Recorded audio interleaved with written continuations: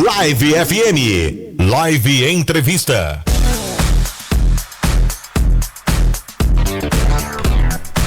É isso mesmo, Live Entrevista no nosso Live Mais, com muita informação bacana para você aproveitar. Trouxe até ele, resgatei ele lá do Live Notícias, para vir conversar com o Diego Gama hoje. Paulo, primeiro, boa tarde para você. Vamos aproveitar da boa tarde para os ouvintes e para o Diego também, né? É um prazer estar aqui participando dessa entrevista com o meu amigo Diego Gama, né? Que a gente já tem aí um laço de amizade há muito tempo. E eu quero saudar a todo motorista que está ligado na Rádio Live FM. Agora que a gente sabe, vocês sabem que a Rádio Live FM é a rádio dos aplicativos de motoristas aí, e tá todo mundo ligado.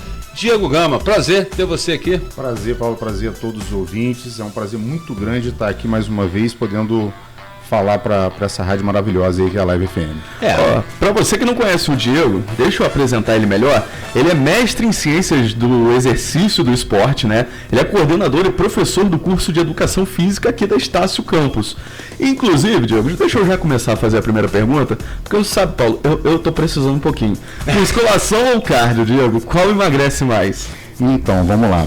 Esse é um tema, acho que muita gente quer saber, né? Um tema, principalmente agora nesse período do verão, né? Essa corrida aí para ficar melhor, esteticamente melhor.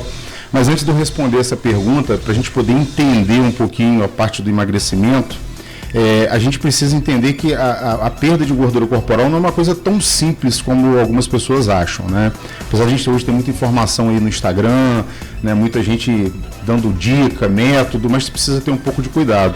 Porque a gordura corporal, né, o aumento do peso corporal, ele não acontece do dia para a noite, é uma coisa que acontece com o tempo e existem classificações, né? Você tem uma classificação que é etiológica, que aí vai de acordo com esse acúmulo de gordura corporal, que pode ser um fator metabólico ou hábito, né? Mas é importante a gente lembrar, porque às vezes a gente vê muitas pessoas falando assim, mas eu estou acima do peso por questão genética, né? Minha família toda é obesa e eu tenho aí...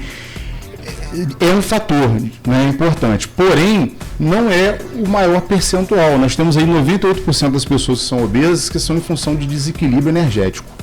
Então, um pequeno percentual está ligado justamente a essa questão genética, né? Porém importante, né? E existe também uma classificação em relação a essa distribuição da gordura corporal, que é outra coisa também que é importante. Tem algumas pessoas que têm aquele acúmulo de gordura da cintura para cima, que a gente chama de gordura androide. E aquelas pessoas que têm aquele acúmulo de gordura da cintura para baixo, que é o que a gente chama de acúmulo ginecoide. Isso é importante por quê? Porque na perda de peso, o tempo às vezes é maior para uma pessoa do que para outra, justamente em função dessas classificações. Uma outra informação importante, né, e aí fica a dica para os pais, é que a gente tem que se preocupar muito com esse acúmulo de gordura em algumas fases da nossa vida. Porque às vezes nós temos um adulto obeso em função de um erro que nós cometemos lá no início com os nossos filhos, né? Então, o período crítico de acúmulo de gordura, ele acontece no primeiro ano de vida, né, nos 12 primeiros meses de vida, na fase pré-escolar e na puberdade. Então, a alimentação é muito importante nessa fase. Porque antigamente a gente tinha aquela coisa de que a criança forte é aquela que come muito, né? A minha avó era assim, né? E isso a gente tem que ter cuidado, porque pode ser um grande erro e pode ser um fator causador dessa obesidade na fase adulta, né? E outro é em relação à quantidade de gordura corporal, porque a gente tem esse acúmulo de gordura corporal com dois fatores também que são muito determinantes, que é a quantidade de célula adiposa que a gente tem no organismo, que é o efeito hiperplásico, e o tamanho dessa célula da gordura, que é o efeito hipertrófico. O mais preocupante é justamente essa quantidade de célula adiposa em grande quantidade, em função desse erro que a gente comete aí nesses períodos que eu falei, que é no início, né, na pré-escola e na puberdade. E aí veio a sua pergunta, musculação ou cardio, né, qual emagrece mais? Na verdade, o mais importante é que o indivíduo tenha consciência de que a perda de gordura corporal, ela ocorre em função de uma balança energética. Então eu preciso gastar mais energia do que a quantidade de energia que eu vou, né, colocando para dentro, acumulando. Então, não é a atividade, né? A musculação, há alguns anos atrás, provavelmente já devem ter ouvido essa frase, alguém falar, mas a musculação você não emagrece, né? Você tem que fazer o aeróbico, tem que fazer o cardio. Isso é verdade.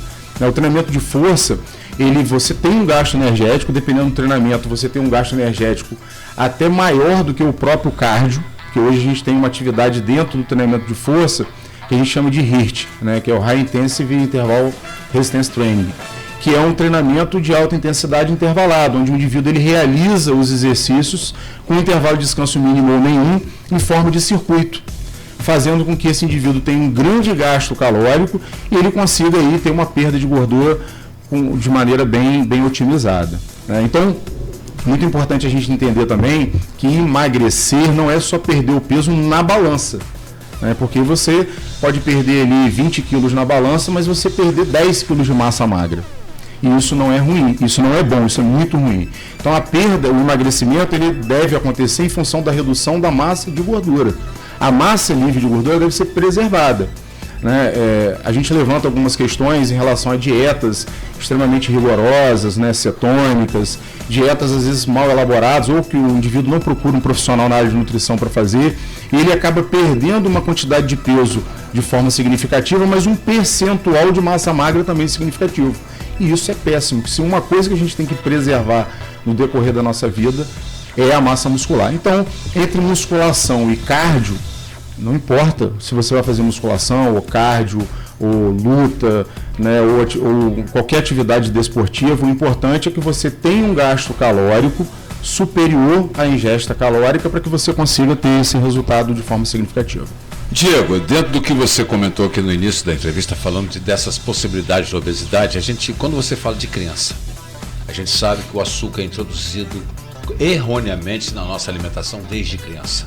O açúcar como o sal fazem mal demais. E esse acúmulo de hoje, né, a tendência, as crianças não têm, moram muito em apartamento, estão muito ligadas à internet, tudo isso dificulta. Então eu vou fazer uma pergunta a você, tanto para esse jovem, para essa criança já obesa, que a gente já tem que estar de olho nela, e também em relação ao idoso. O idoso que eu falo, a partir dos 50 anos, nós começamos a perder massa muscular. É importantíssimo aí o trabalho do movimento. O homem nasceu para se movimentar, né? O ser humano, ele não pode ficar parado.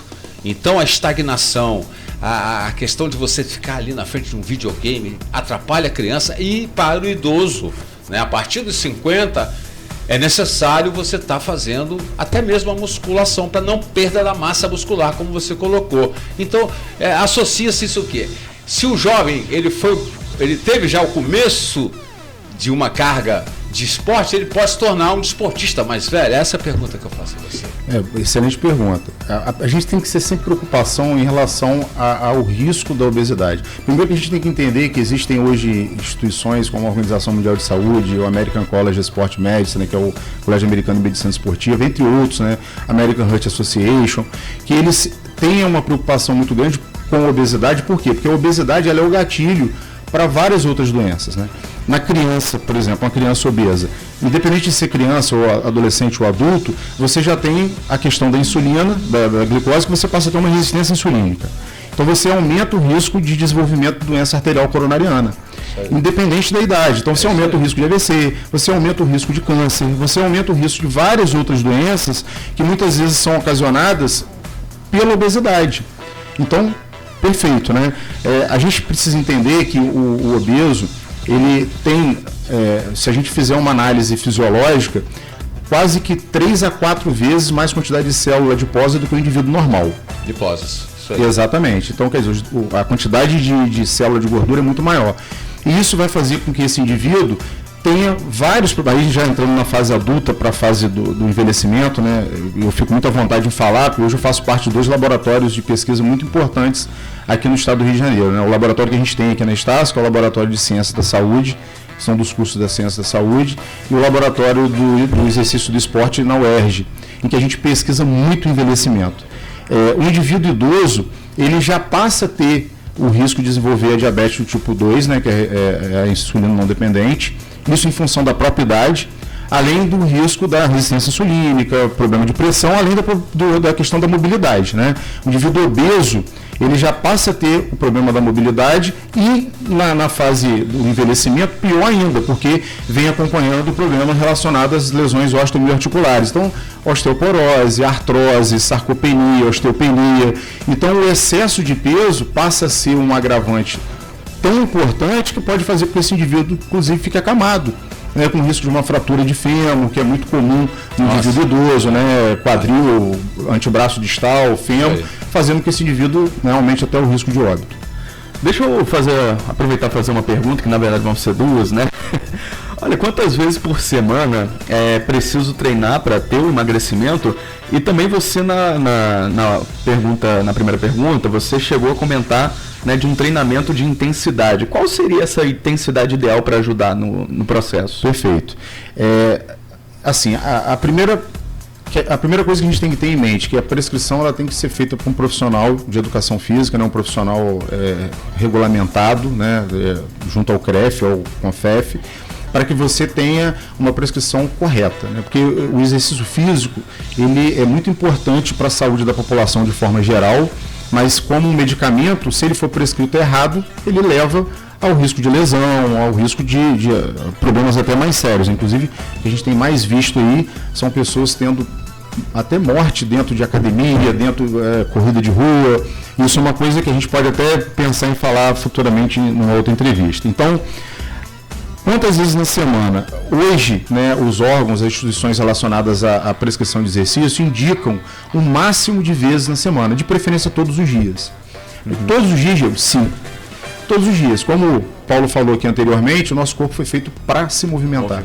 E a gente foi feito para se movimentar todos os dias. Não é dia sim, dia não. É lógico que, pelo menos, se você puder manter uma frequência pelo menos 3 vezes por semana, seria o ideal, uma média aí de 30 a 60 minutos por sessão. Aquela história de 150 minutos por semana. Isso, é válido. Inclusive, eles aumentaram isso. Tem uma diretriz. 180, né? Aumentou para 300 minutos por semana. Por semana, olha aí, dobrou. Saiu inclusive uma diretriz agora, recente, né, desse compêndio do Colégio Americano de Medicina Esportiva, falando justamente sobre esse tempo de 300 minutos por semana. Que inclusive, eu falei assim, caramba, 300 minutos por semana é uma quantidade significativa, mas é uma média de 50 minutos por dia, 6 vezes na semana. É isso aí. Que é a média ideal. E a intensidade? A intensidade ela tem que ser moderada a vigorosa, abre aspas, dependendo do indivíduo.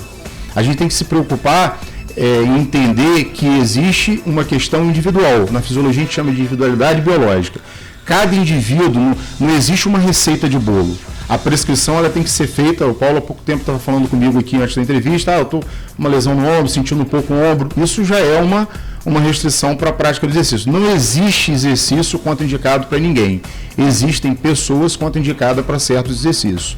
Isso é muito importante. Eu vou para um rápido break comercial. Na volta a gente continua a conversar aqui com o Diego Gama, viu? Live Entrevista. É isso mesmo, nosso live entrevista continua com ele, Diego Gama, aqui conversando comigo com o Paulo. Paulo, você falou que tem uma pergunta para ele, né?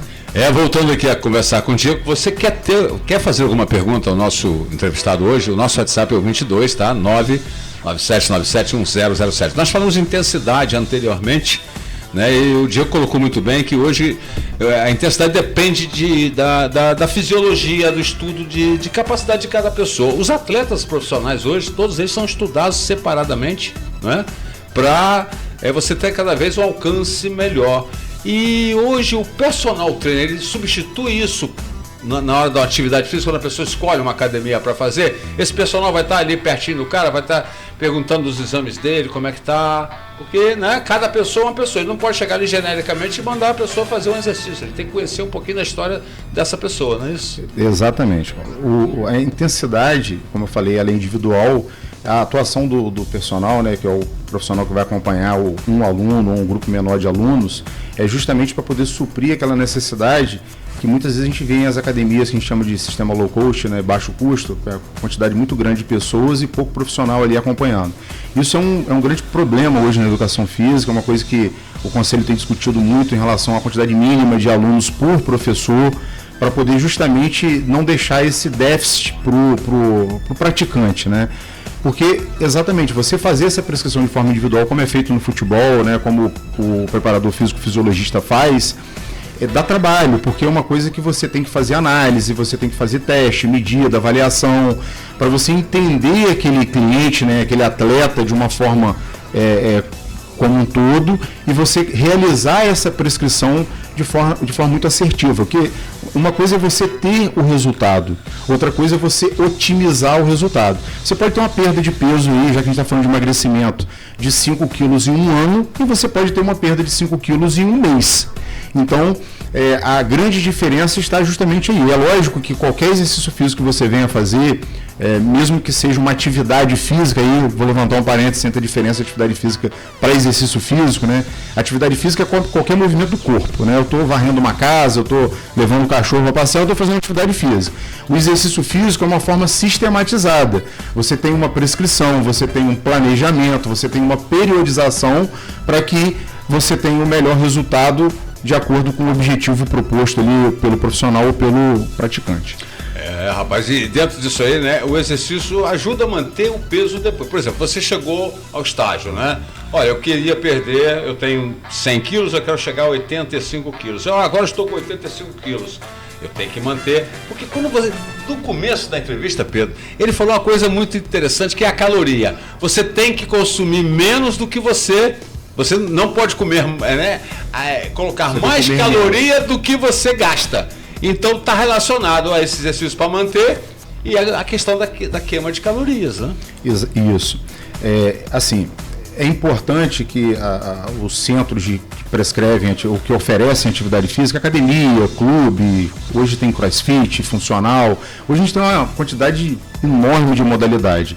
Aí eu vou fazer uma crítica, né, que eu acho que é construtiva, em que haja avaliação física nessas academias pré-exercício. Isso é muito importante. Não só pelo fato de você ter uma prescrição correta e você chegar ao seu objetivo de forma mais otimizada, mas para você poder proteger o seu praticante, né? Porque nessa avaliação física a gente faz uma triagem, que é uma estratificação de risco para saber se o indivíduo tem risco alto, baixo ou moderado de desenvolver doenças importantes e até mesmo direcionar esse praticante para um médico especialista, né? Porque hoje, só pelo fato do indivíduo ter uma idade acima de 50 anos, ele já tem risco moderado de desenvolver doença arterial coronariana, mesmo ele não tendo nada.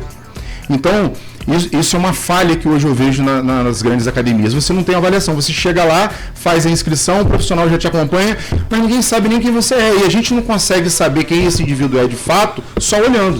Posso olhar para o indivíduo que fisicamente ele está excelente e esse cara ser um cardiopata grave, ser um indivíduo que tenha câncer. Então, eu preciso dessa avaliação. Aí, na pergunta em relação à manutenção do peso.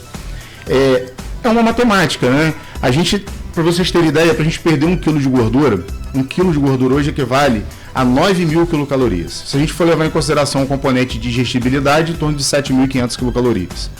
Então, é muita coisa. Um gasto calórico basal, o indivíduo gasta normalmente por dia, em média, aí, um homem de 70 quilos, 40 anos, 2.100 calorias por dia. Isso. Só que a gente acaba comendo 5.000 calorias. 3.000, 4.000, 5.000. Por isso que a gente engorda. Então, se você faz o exercício físico aumentando esse gasto calórico, fazendo com que o seu metabolismo gaste mais caloria, porque você vai aumentar a quantidade de massa muscular, você vai aumentar o aporte sanguíneo, a quantidade de oxigênio, automaticamente você vai melhorar o seu volume de oxigênio e vai ter um gasto calórico maior. Você vai fazer com que essa matemática seja favorável para você, reduzindo e melhorando a balança energética e perdendo, né, gastando mais caloria com exercício físico do que você consome com alimentação. E os suplementos? Suplementos é algo que, assim, eu não vou entrar especificamente, que eu não sou nutricionista, mas é algo que a gente tem que ter uma grande preocupação também, né? A gente vai falar mais para frente um pouquinho em relação a outra medicação aí que está na moda, né? E a gente tem que ter preocupação porque suplemento é um medicamento. E esse medicamento ele tem que ser prescrito por profissional. Então você tem que ter um nutricionista te orientando que seja uma creatina, que seja um whey protein, né? Porque a gente fala às vezes assim, vou tomar uma creatina e tal. Mas você toma errado, não toma na hora certa, no final você está gastando dinheiro. Dessa creatina. Exatamente. Você gasta dinheiro, compra um produto que não é legal, não vai ter um resultado e, logicamente, tem alguns produtos que são restritos para o grupo de pessoas e você não pode tomar sem orientação do profissional. Vou aproveitar que você tocou no assunto aí, né? Hoje em dia está na moda a questão da canetinha, né? Não estou falando da caneta esferográfica não, já estou falando da canetinha do emagrecimento, viu? Ninguém quase usa mais caneta, né? Esferográfica, né, Pedro? Olha, canetinha do emagrecimento virou moda, né? Mas, afinal de contas, substitui dieta e exercício físico? Não, de forma alguma. Né? Isso é um tema até bem polêmico, né? Porque às vezes você fala de canetinha, você afeta grupos aí que estão lucrando muito com essa coisa da canetinha, né? Primeira coisa que a gente tem coisa falsa, exatamente. A primeira coisa que a gente entender é o seguinte: canetinha, né, que aí é o tirzepatida e o semaglutida, que é o que está mais na moda aí, que é o Mounjaro e o Ozempic, são medicamentos. Mais uma vez, como suplemento, ele precisa ser prescrito por um médico. Agora, uma coisa que eu vou trazer para vocês aqui, eu tive o trabalho de fazer uma breve pesquisa, né, já que eu sou pesquisador na área da saúde, essas medicações, esses medicamentos, eles são para indivíduos, né, as pesquisas, né, os artigos científicos que foram publicados agora recentemente, a gente chama de meta-análise, que é um compêndio de estudos científicos para poder dar para a população, dar para o leitor, né, para o profissional da área de saúde, um norte em relação à prescrição. Eles foram feitos para indivíduos não saudáveis. Então a gente tem que ter preocupação, por quê? Porque virou moda agora o uso da canetinha para qualquer pessoa. O cara tem 5 quilos acima do normal, ele já vai usar Mounjaro porque faz um milagre, aquela coisa toda. Então, a primeira coisa que a gente tem que entender, para o indivíduo, tem uma meta-análise que foi feita há pouco tempo, num periódico muito bom, que é o International Journal of Obesity, que ele fala sobre o uso, né, no caso do Mounjaro, administrado para indivíduos com diabetes tipo 2. Diabetes tipo 2. Teve um bom resultado? Sim. Mas foi um medicamento desenvolvido para indivíduos com diabetes tipo 2. Uma outra meta-análise, né, que reuniu vários outros ensaios clínicos falando sobre o uso também do Ozempic, né, e do Mounjaro, fala sobre o tratamento da obesidade mórbida. Então, olha só, a gente está falando de um medicamento que foi feito para indivíduos que têm uma contrapartida, né, metabólica, né? Então, o que está acontecendo que eu vejo hoje? Está todo mundo usando a canetinha. E da pior maneira possível, comprando falsificado, tomando sem prescrição médica. E a gente ainda não sabe, né, nós não temos muitas pesquisas para indivíduos saudáveis e quais são, a longo prazo, as reações que isso aí pode ocorrer. Então, vamos deixar claro que nem sempre o caminho mais fácil é o melhor. É o que dá mais dor. É o que dá mais dor. Então a gente tem que se preocupar que exercício físico e a dieta alimentar é o melhor caminho para você chegar a um peso ideal de uma forma saudável, porque o exercício físico é o tratamento não farmacológico mais eficiente e que não tem contraindicação para você ter esse resultado que você está buscando. Show de bola, Diego. E é claro, vou aproveitar que o pessoal da Estácio está aqui, vou aproveitar que a Bianca está aqui, para poder chamar ela. E aí, você, ouvinte Live FM, quer ser aluno do professor Diego? Quer se formar em educação física? Quer se formar em educação física? Realizar o sonho do tão sonhado diploma, né? Conquistar o tão sonhado diploma?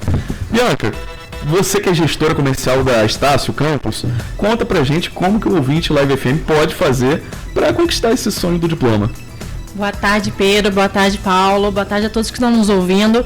Nós estamos com uma super campanha agora essa semana, tá? Nós estamos com até 70% no curso todo e mais 2 isenções, tá? Então, você que tem aí o sonho de iniciar a graduação, seja de educação física ou qualquer outro curso, é só estar procurando a gente através do WhatsApp para falar diretamente comigo, tá? É no 22 998 71 9358. Ou pode vir também pessoalmente aqui na nossa unidade na 28 de março. Olha só que maravilha. Vou até pedir para você só repetir o WhatsApp, porque eu também vou anotar aqui. Deixa eu pegar meu telefone aqui, calma aí. Perfeito. É no 22 998 71 9358. É isso, pessoal. Então aproveita, viu? Quer se tornar aluno do Diego? Já vai lá, procura a Bianca na Estácio ou entra em contato pelo WhatsApp, viu? E temos aqui uma pergunta do nosso ouvinte, o Wendel. Em que o sistema hormonal, tanto de homens quanto em mulheres, pode interferir diretamente na questão do emagrecimento, mesmo fazendo exercícios físicos? Que pergunta excelente do nosso ouvinte, Wendel. Obrigado, Wendel. Isso, obrigado, Wendel, pela pergunta. Pode interferir muito, né, Wendel? Esse ciclo hormonal, né, o indivíduo homem, tanto o homem quanto a mulher, em períodos, né, durante a fase adulta, ele vai mudando essa composição hormonal, que vai interferir diretamente no resultado, logicamente, né? O indivíduo, ele vai ficando mais velho, ele passa a diminuir a quantidade de testosterona, que é um hormônio importante para ajudar na perda de peso, né? Tanto na redução de gordura corporal quanto no ganho de massa muscular. E na mulher também, porque a mulher tem alteração aí do óxido nítrico, entra no período de menopausa, então pós-menopausa ela passa a ter várias alterações que vão levar aí, por exemplo, ao aumento do risco da osteopenia e osteoporose, e também no rendimento, na vontade de fazer o exercício físico. Então, interfere muito. É muito até no mental, né? Sim, no cognitivo, muito. Então, é muito importante que o praticante ele tenha também um médico acompanhando para que faça o controle, né, desses hormônios. São diversos hormônios, não só a testosterona, eu falei a testosterona como exemplo, né, mas aí você tem a insulina, você tem outros hormônios, as catecolaminas aí, que vão interferir, né, junto ao exercício físico. Então é importante que você tenha esse médico te acompanhando para saber o que ele pode fazer, inclusive com a prescrição de medicamentos, para poder manter esse eixo hormonal da melhor forma possível e você tem o melhor rendimento durante a prática do exercício físico. Eu, como sempre, tenho um lado meio cômico, né? Eu não perco essa minha característica. O homem entra na andropausa, né? Como a mulher entra na menopausa. Agora, eu gosto de ver aqueles garotos novos na academia que não fazem nada da perna. Aí vão lá, ficam fortes, grandes, e a testosterona é produzida pela perna. Tô certo ou tô errado? Na verdade, a testosterona ela é produzida de várias formas, né? Mas sim, o membro inferior ele é fundamental para ajudar você a estimular a testosterona. E isso é um grande erro, né, por parte dos jovens, né? Até porque a gente fina. Exatamente, e a gente vai ficando mais velho. Um dos locais que a gente mais tem que se preocupar em ter massa muscular é o membro inferior, que inclusive hoje é o grande problema dos idosos em relação à queda, risco de fratura, é falta de massa muscular nos membros inferiores. Isso aí. Diego Gama. Conversamos aqui hoje com ele, Diego Gama. Diego, olha, portas da rádio estão sempre abertas para voltar quando quiser, viu? Eu que agradeço aí o convite, a oportunidade. É muito bom estar sempre falando aqui para vocês, né, para os ouvintes, e me coloco aí à disposição para o dia, a hora que vocês precisarem. E detalhe, nossa entrevista vai estar no canal do YouTube da rádio logo em seguida, a gente vai estar produzindo, vai ter o corte no Instagram também. Sim. Acompanhe as redes sociais, @LiveFM Campos, Estácio, né? A rede social da Estácio, né? Você vai lá, Estácio Campos, aí @Estácio Campos, agradecendo a presença da gestora, da Bianca, e do nosso mestre em ciências do exercício, Diego Gama. Diego, brigadão. Obrigado, eu que agradeço. Grande prazer estar aqui. Rádio Live, onde você estiver.